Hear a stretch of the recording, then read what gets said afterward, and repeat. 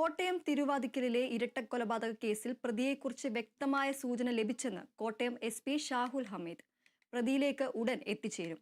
ക്രൂരമായ രീതിയിലാണ് കൊലപാതകങ്ങൾ നടന്നിട്ടുള്ളതെന്നും കോടാലി ഉപയോഗിച്ചാണ് കൊലപാതകം നടത്തിയതെന്നും SP പറഞ്ഞു. പ്രധാന വാതിൽ തുറന്നാണ് പ്രതി അകത്ത് കയറിയത്. നിലവിൽ കസ്റ്റഡിയിൽ ആരുമില്ലെന്നും SP കൂട്ടിച്ചേർത്തു.